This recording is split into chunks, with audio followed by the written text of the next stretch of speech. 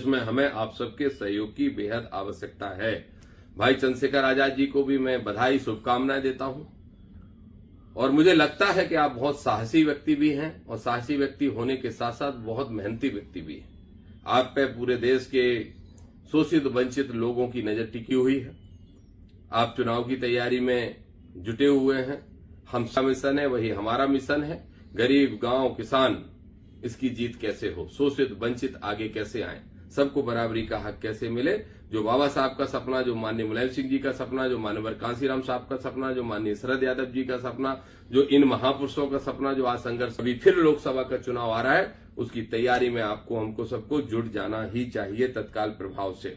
नमस्कार साथियों, आप सभी को जय माधव, जय यादव, जय ओबीसी, जय भीम, जय भारत, जय संविधान, जय किसान करिए। यादव समाज में दो बड़े नेताओं ने जन्म लिया। वैसे तो तीन ने लिया है। माननीय शरद यादव जी को भी मैं अपना बहुत सम्मान करता हूं, बहुत उनको अपना आदर्श मानता हूं। माननीय नेताजी मुलायम सिंह यादव जी, माननीय लालू प्रसाद यादव साहब और माननीय शरद यादव जी। खासतौर पर माननीय मुलायम सिंह यादव जी एक छोटे घर परिवार में जन्मे। मुलायम सिंह जी तीनों ही छोटे घर परिवार में जन्मे और वहां से संघर्ष करके निकल के, मैं ये बात सिर्फ यादवों के लिए कह रहा हूं, वहां से संघर्ष करके निकल के इस देश के सबसे बड़े नेताओं में से एक बने। तो वो संविधान की बदौलत बने।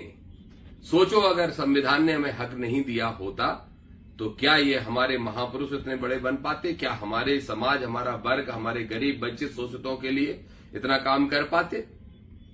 तो ये तभी कर पाए जब संविधान मिला, और संविधान बाबा साहब डॉक्टर भीमराव अंबेडकर ने दिया है।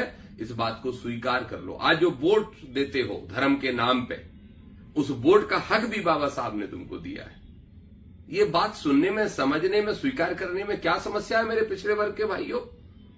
जब तक इस बात को स्वीकार नहीं करोगे, अपनी राजनीतिक ताकत नहीं बना पाओगे। इस बात को ध्यान रख लो। और क्या है तुम्हारी आज राजनीतिक ताकत? सबसे पहले यादवों से कहना चाहता हूं, बताओ यादवों, कितने विधायक बने इस बार तुम्हारे, और पिछली बार कितने थे? जरा सोच के देखो कितने कम बने और क्यों कम बने। कहां गई थी ये पार्टियां, भाजपा और कांग्रेस? कहां गए थे ये तुम्हारे नेता जो हिंदूवाद का झंडा लेके घूमते हैं, कभी कोई किसी बात का झंडा लेके घूमते हैं? कहां गए थे? क्यों नहीं मिले? क्यों टिकट नहीं दिया गया? क्या मेरे से ज्यादा मेहनत इस कांग्रेस के अंदर किसी ने की, किसी नौजवान नेता ने की? फिर क्यों टिकट काट दिया गया? जब मैं बिना टिकट के लड़के सिर्फ 10,000 वोट से हारा तो टिकट मिलता तो 40,000 वोट से जीतता। ये कौन नहीं जानता था? क्यों काटा? मेरा टिकट इसलिए काटा क्योंकि मैं पिछड़ा वर्ग के लिए 126 टिकट मांग रहा था संख्या के अनुपात में, जो दिन की इनकी देने की इनकी हैसियत नहीं थी, औकात नहीं थी, सिर्फ बातें करते हैं। लेकिन आप लोगों को तो राजनीति का ज्ञान कहां अर्जित करना है? आप तो पड़े रहो धर्म के चक्कर में। भाई, धर्म हमारे आस्था का विषय है।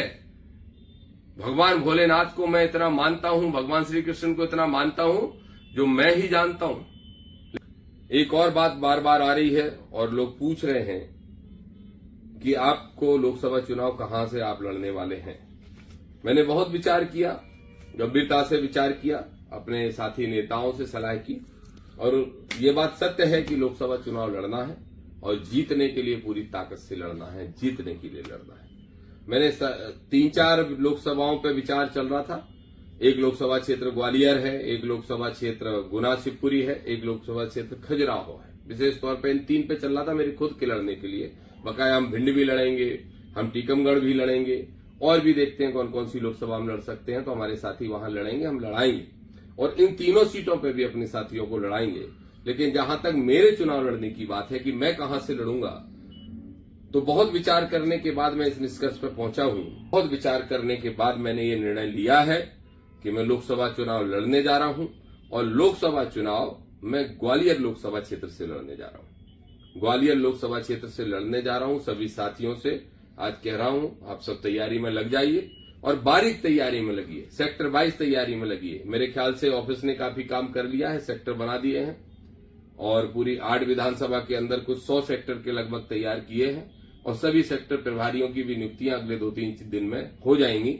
ग्वालियर में मैं चुनाव लड़ने जा रहा हूं, ग्वालियर लोकसभा से। आप सभी साथी पूरी ताकत के साथ तैयारी करें, और मैं फिर आपसे कह रहा हूं, मेरे पिछड़े वर्ग के भाई हो, मेरे शोषित वर्ग वंचित वर्ग के भाई हो, मेरे दलित भाई हो, मेरे किसान भाई हो, मेरे आदिवासी भाई हो, मेरे नौजवान साथी हो जो पढ़े लिखे हो लेकिन राजनीति को नहीं पढ़ पा रहे हो, ध्यान रखो।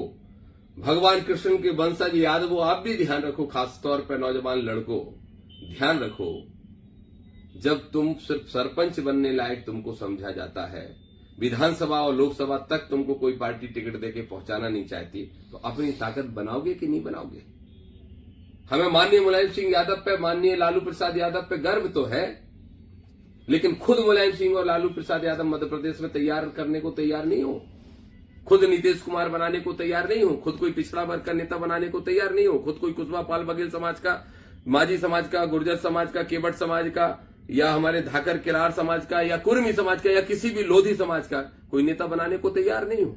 अरे ऐसे नेता तो तैयार करो जो बड़े दलों की गुलामी करने की बजाय अपने लोगों का हक लेने के लिए लड़ाई लड़ सके। मैं उस राह पर चला हूं।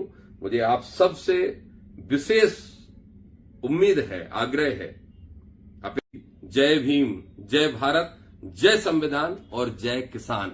यही है इस देश की असलियत, इस प्रदेश की असलियत, और हमें राजनीतिक हक और